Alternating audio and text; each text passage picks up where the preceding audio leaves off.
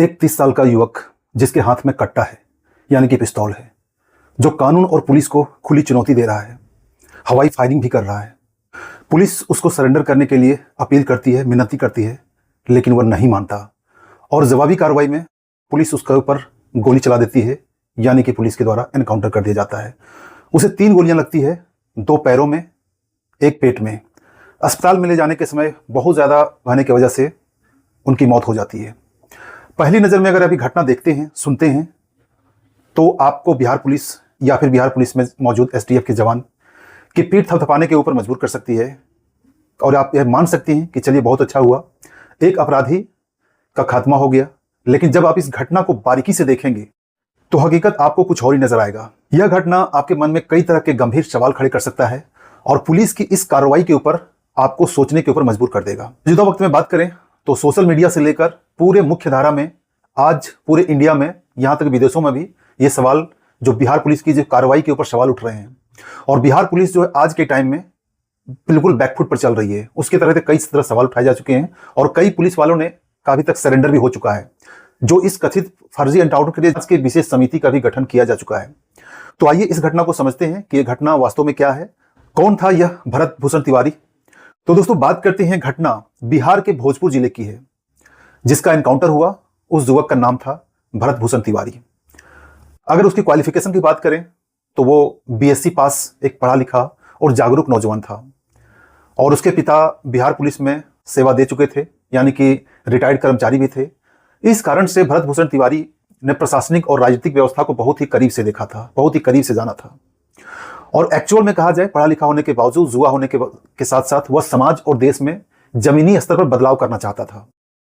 पर साथियों, जैसा कि हम सभी जानते हैं, जिसके पास संसाधन है, शक्ति है, वो भी अक्सर व्यवस्था को बदलाव नहीं कर पाता या फिर नहीं करना चाहता है। ऐसे में भरत भूषण एक बेरोजगार नवयुवक, व्यवस्था परिवर्तन के लिए आतुर भरत तिवारी सिस्टम के आगे इस तरीके से मजबूर हुआ, बेबस हुआ, लाचार हुआ कि उसकी मानसिक स्थिति जो है वो बिगड़ गई, भाषा उग्र हो गई और आगे चल के उसके हाथ में देसी कट्टा यानी कि हथियार आ गया, पिस्टल आ गया। हालांकि अगर आप भी इसको फेसबुक पेज को देखेंगे तो आप समझ पाएंगे कि वह किस तरह से राजनेताओं के उत्तेजक और नफरती भाषण से भरत भूषण तिवारी के दिमाग में जहर बोया जा चुका था। और आज के टाइम में आज यह लगातार हो रहा है। ये राजनेता लोग अलग अलग बयान देकर युवाओं को हथियार उठाने के लिए प्रेरित करते हैं, अपने भाषण के माध्यम से और अपने कृतियों के माध्यम से। तो चलिए इस घटनाक्रम की तरफ हम चलते हैं और बात करते हैं। जब पुलिस विभाग को यह पता चला कि कोई युवा हाथ में हथियार उठा लिया है और वह सोशल मीडिया के माध्यम से पुलिस के आला अधिकारियों को, प्रशासन को, एसडीएम को एनकाउंटर करने की धमकी दे रहा है, गाली गलौज कर रहा है, तो यह खबर मिलने के बाद जो वहां के लोकल पुलिस अफसर थे, अधिकारी थे, वो उस नवयुवक का एड्रेस निकालते हैं, पता निकालते हैं और वो उसके घर पर जाती है पुलिस बात करने के लिए। और यह घटना एनकाउंटर से एक दिन पहले की है, यानी कि मंगलवार 16 जून को शाम को कुछ वरिष्ठ पुलिस अधिकारी जो हैं वो भरत भूषण तिवारी के घर पर जाते हैं। और जिस टाइम जाते हैं, भरत उस टाइम भी हाथ में तमंचा यानी कि पिस्टल लिए बैठा था और फेसबुक लाइव उस टाइम भी चालू था, क्योंकि वो जो भी आवाज उठाता था फेसबुक के माध्यम से उठाता था। लगभग 4 घंटे तक उससे बात की, लेकिन सबको हैरानी की बात यह है कि पुलिस ने उनसे हथियार न छीना, न छीन पाया, न छीनने का मौका मिला, क्योंकि वह इसी मकसद से गई थी किसी तरीके से हथियार उसको छीन लिया जाए। और लास्ट में पुलिस जो है वापस बेबस होकर वापस जो है सो लौट आती है। उसके घर में पुलिस वाले 12 बजे को रात को भी गए, सुबह के 5 बजे भी गए और कई तरह से उन्हें कोशिश किया कि किसी तरीके से उसके हाथ में जो कट्टा है, जो हथियार है, हम उससे छीन लें या धोखे से ले लें। कि अगले दिन क्या हुआ, अगले दिन बात करें तो बुधवार था, 17 जून की सुबह को पुलिस फिर से उसके घर पर पहुंची, घेरने के लिए पहुंची। तो खुद को भरत तिवारी जब पुलिस से घिरा हुआ देखा तो वो अपने घर की छत पर चढ़ चुका था और छत पर चढ़कर जो पुलिस को डराने लगा, गाली गलौज करने लगा और हवाई फायरिंग भी कर दिया पुलिस के ऊपर। तो ये इतना सारा देखकर जो वहां पुलिस गई थी वो थोड़ा सा उससे पीछे हट गई। और उसके बाद कुछ देर बाद जब वहां से पुलिस प्रशासन हटी तो भरत अपना मोटरसाइकिल निकालता है और मोटरसाइकिल निकालकर अपने घर से लगभग 2 किलोमीटर दूर जो है उसी खेत में, उसी इलाके में पहुंच गया जहां पुलिस पहले से तैनात खड़ी थी। भरत भूषण तिवारी उस टाइम भी हाथ में देसी कट्टा पिस्तौल लेकर खड़ा था, एक हाथ में पिस्तौल और एक हाथ में फेसबुक लाइव, क्योंकि वो जो भी कहता था, जो भी करता था, हर एक्टिविटी वो फेसबुक लाइव करता था। उसके सामने बिहार पुलिस देखेंगे तो 3 गाड़ियां थी और दर्जनों हथियारबंद जो पुलिसकर्मी वो तैनात थे। कई सारे एसटीएफ के जवान जी भी थे। जब घटना की जानकारी लगी तो वो सारे जवान बुलेट प्रूफ जैकेट पहनकर मोटरसाइकिल से जो उस घटना पर पहुंच चुके थे। लेकिन ये जो पूरी स्थिति बन चुका था, भरत खुद को अपने मोबाइल से फेसबुक पर लगातार लाइव में दिखा रहा था, बात भी कर रहा था, लाइव भी दिखा रहा था। इस दरमियान में भरत तिवारी पुलिस से बात कर रहा था, समाज में बदलाव की बात कर रहा था और देश के हर गांव मोहल्ले और कस्बे में विकास कार्य बिना किसी भ्रष्टाचार के और लापरवाही के होना चाहिए था। ये सारी बातें मनवाने के लिए वह कह रहा था फेसबुक लाइव के जरिए से। चारों ओर पुलिस ने पहले से मुस्तैद थी किसी घटना के लिए, और इस तरीके से घटना जब देखेंगे आप फेसबुक लाइव में तो घटना बहुत ही गंभीर बनी हुई थी। भरत तिवारी पुलिस को धमका भी रहा था, कई राउंड गोलियां भी फायर किया जो उसके फेसबुक लाइव में स्पष्ट दिखा जा सकते हैं। पुलिस उसको लगातार समझाने की कोशिश कर रही थी और पुलिस कह रहे थे कि तुम हथियार फेंक दो, सरेंडर कर दो, हम बात करते हैं और तुम्हारी बातें जो है आगे अधिकारियों तक पहुंचानी जाएंगी। परंतु भरत तिवारी कहां मानने वाला था। प्रशासन के आला अधिकारियों को बुलाने के लिए वह जिद करता रहा। कभी कहता था वो सीएम को बुलाओ, कभी डीसी को बुलाओ, हमसे उससे बात करना है, ठीक है, तब हम उसके सामने सरेंडर करेंगे। अभी होता है कि आगे चल के एक पुलिसकर्मी जो है, जो आप वीडियो में देख सकते हैं, उसे क्लियर आश्वासन दिया जाता है कि उसकी सारी मांगें लिखित या मौखिक रूप से जो आला अधिकारी हैं, उच्च अधिकारियों तक पहुंचा दी जाएगी। ये उन्हें भरोसा देता है और ये भी बताया जाता है भरत तिवारी कि ये भरोसा पूरा किया जाएगा। तो इतना वादा होने के बाद भरत तिवारी जो है, वीडियो में देख सकते हैं, भरत तिवारी कहता है कि जब हमारी सारी मांगे रख जाएगी, शस्त्र डालने में मेरी कोई समस्या नहीं है। जब हमारी मांगे पूरी हो जाएगी तो मुझे शस्त्र डालने में क्या समस्या है, लीजिए मैं हथियार डाल देता हूं, भरोसा कीजिए। इतना कह के भरत तिवारी ने जो उसके हाथ में तमंचा था वो पुलिस के जस्ट सामने पैर के पास फेंक देता है और फेंकते के साथ ही उसका फेसबुक लाइव जो कट हो जाता है, फेसबुक लाइव बंद हो जाता है। उसके बाद क्या होता है वो अभी कुछ भी पता नहीं, लेकिन थोड़ी देर खबर आती है कि भरत भूषण तिवारी का एनकाउंटर हो गया है, उसको पैर में गोली लगी है और अस्पताल ले जाने के दरमियान जो है सो उसका मौत हो चुका है। अब इस घटना से सबसे बड़ा सवाल आता है कि जब भरत तिवारी ने आत्मसमर्पण कर दिया तो आत्मसमर्पण करने के बाद एनकाउंटर क्यों? जैसा सोशल मीडिया में और चश्मदीदों ने परिवार के सदस्यों द्वारा गंभीर आरोप बिहार पुलिस के ऊपर लगाए जा रहे हैं कि फेसबुक लाइव बंद होने के तुरंत बाद जब भरत जो पूरी तरीके से निहत्था हो चुका था तो पुलिस कर्मियों ने उसको चारों तरफ से घेर कर, यहाँ की जो एसटीएफ का एक जवान था उन्होंने उसको बिल्कुल नजदीक से गोली मार दिया। वैसे पुलिस रिकॉर्ड के अनुसार दो गोली उसके पैर में लगे और उसके थोड़ा तीसरे गोली उसके नीचे लगी।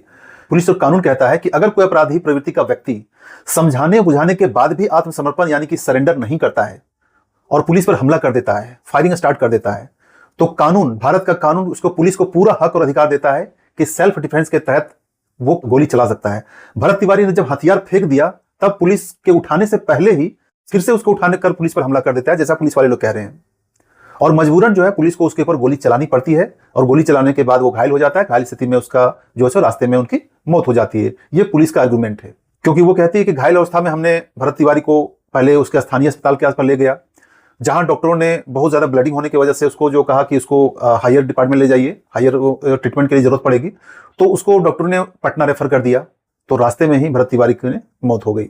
हालांकि इस घटना से जुड़े कई सारे फाइनल रिपोर्ट्स अभी आने बाकी हैं, अभी बहुत सारा इसका रिजल्ट आना बाकी है। तो अभी कुछ भी कहना कि पुलिस का फेल एनकाउंटर था या किस तरीके हत्या किया तो वो जल्दबाजी होगा। पुलिस का प्रशासन का ऐसे तो पुलिस और प्रशासन का यह कार्य बहुत सारे संदेह पैदा कर रहा है। आज के टाइम में पुलिस के कई निचले अधिकारी जो है वो सस्पेंड हो चुके हैं और पुलिस के ऊपर हत्या का मुकदमा दर्ज हो चुका है, आज तक का जो अभी रिपोर्टेड अपडेट है। अब इस घटना से बेसिकली कहेंगे तो 3 बड़े वैधानिक सवाल खड़े होते हैं जो मानव समाज को सोचने की जरूरत है, जो आप सभी को विचार करने की जरूरत है। सबसे पहला सवाल, नंबर 1 बात करें तो कानून क्या कहता है?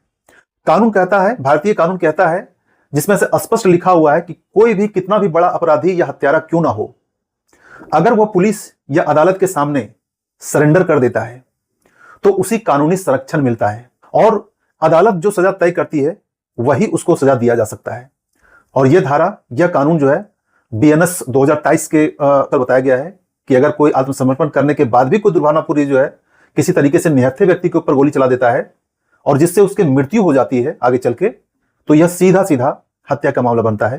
धारा 109/110 हत्या का प्रयास, यदि पीड़ित व्यक्ति गोली लगने से जीवित भी बच जाता है तो भी यह गंभीर अपराध की श्रेणी में आता है। हमारा कानून कहता है कि यदि किसी पुलिस अधिकारी ने अपने वैधानिक अधिकारों का दुरुपयोग किया है तो उसके खिलाफ विभागीय कार्रवाई की जा सकती है, जिसमें से आपराधिक मामला या फिर दोनों कार्रवाई की जा सकती है, जिसमें दोनों कार्रवाई का प्रावधान है।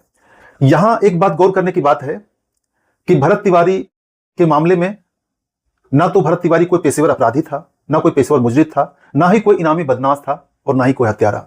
अब नंबर 2 सवाल के ऊपर आते हैं कि मानसिक स्थिति को अनदेखा क्यों किया गया। जैसा कि शुरुआती मीडिया रिपोर्ट्स और यहां तक कि पुलिस की एक प्रेस विज्ञप्ति में स्पष्ट रूप से क्लियर किया हुआ था, जो आप वीडियो में भी देख सकते हैं, स्क्रीनशॉट में देख सकते हैं कि भरत तिवारी की मानसिक स्थिति जो है वो ठीक नहीं थी। ये पुलिस खुद स्वीकार कर रहा है और उसे इलाज की जरूरत थी, उसको इलाज ट्रीटमेंट की आवश्यकता थी। इस पर हमारा भारतीय कानून की बीएनएस धारा 22 के तहत यह प्रावधान करता है कि यदि कोई व्यक्ति मानसिक रूप से विक्षिप्त हो, मानसिक रूप से थोड़ा कमजोर हो, तो वो अपराध करने की श्रेणी में नहीं आता है।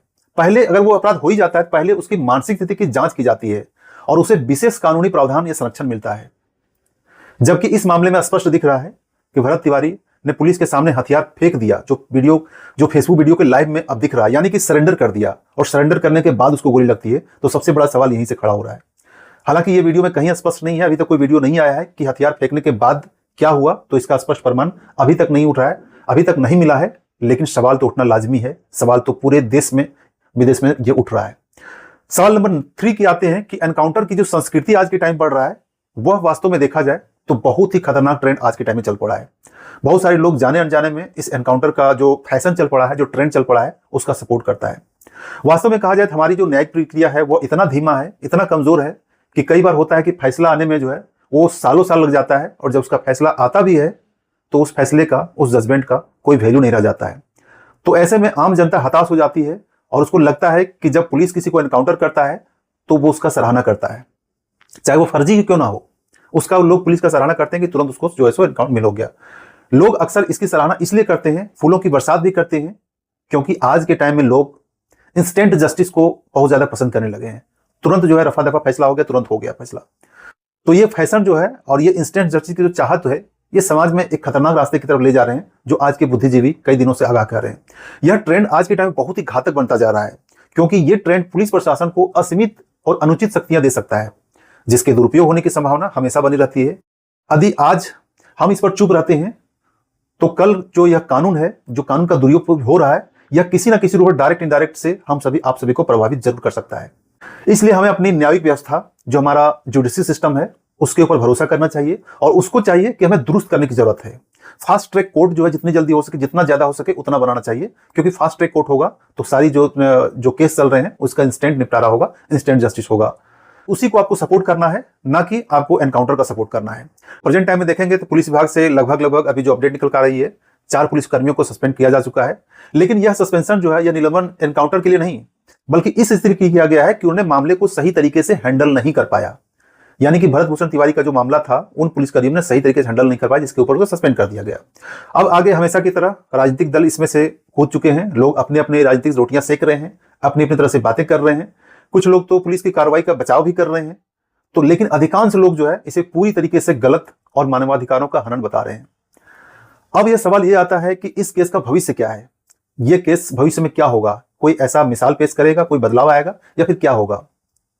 वैसे आशंका तो यही है, जो मेरा पर्सनल ओपिनियन है, कि हमेशा की तरह इस मामले को धीरे धीरे करके रफा दफा कर दिया जाएगा। लोग आगे चल के भूल भी जाएंगे और प्रशासन जो है अंत में ये थ्योरी साबित करने में कामयाब भी हो जाएगी कि भरत तिवारी ने आत्मसमर्पण करने के बाद, जब गिरफ्तारी के बाद फिर से उन्होंने अपना हथियार उठा लिया और पुलिस के ऊपर फायरिंग कर दी, जिसके बाद पुलिस ने उससे जो है सो अपने सेल्फ डिफेंस के तहत उन पे जो है सो गोली चलाई और जो है सो उसमें से अत्यधिक खून बहने की वजह से मारा जा चुका। और ये उसको पुलिस को कानून ये संरक्षण भी देता है। तो ये कहीं ना कहीं तरीके से आगे चल के साबित हो जाएगा, कर देगा, इसकी पूरी कोशिश लग रही है। और ये एनकाउंटर के रिगार्डिंग वही घिसा पिटा तर्क है जो लगभग हर एनकाउंटर के बाद पुलिस प्रशासन के द्वारा दिया जाता है। और फिर जन आक्रोश पर बढ़ने के बाद, फिर जब आक्रोश बढ़ेगा, आंदोलन बढ़ेगा, तो कुछ पुलिस के अधिकारियों, निचले स्तर के अधिकारी कार्रवाई होगी, उसका सस्पेंशन होगा। जैसा कि खबर भी आ चुका है कि 2 पुलिस कर्मियों के ऊपर हत्या का आरोप दर्ज हो चुका है, हत्या का केस लग चुका है। लेकिन सोचने वाली बात यह है कि आगे जाने टाइम में क्या होगा। क्या किसी आला अधिकारी को, किसी ऐसे उच्च पद पर व्यक्ति को वास्तव में सजा मिलेगा? यह घटना सजा मिलकर किसी नजीर बनेगा, जिसकी संभावना आज के टाइम मुझे बहुत कम दिखती है। हालांकि यह घटना हमारे मानव समाज और कानून सत्ता के सामने बहुत बड़ा प्रश्न खड़ा करता है। वैसे आप इस घटना के बारे में क्या सोचते हैं? अपनी राय जरूर दें और अपने विचारों को जरूर साझा करें। और हाँ, अगर आप पिता हैं, माता हैं, तो अपने बच्चों के सोशल मीडिया हैंडल को जरूर एक बार चेक करें कि वह किसे फॉलो कर रहा है, राजनेता को फॉलो कर रहा है, किसको देख रहा है, किसको सुन रहा है, सोशल मीडिया में क्या लिख रहा है। वरना अगर आप अभी अवेयर नहीं होंगे, जागरूक नहीं होंगे, तो काफी ज्यादा देर हो जाएगी। देश का एक जिम्मेदार नागरिक बने, सुरक्षित रहें और सावधान रहें। धन्यवाद। अगर आपको हमारा विश्लेषण, हमारा यह विचार अगर आपको पसंद आया तो वीडियो को लाइक कर दीजिएगा। चैनल में नहीं है, चैनल को जरूर फॉलो कर लीजिएगा। मिलते हैं किसी नेक्स्ट वीडियो में, तब तक के लिए थैंक्स। जय हिंद, वंदे मातरम।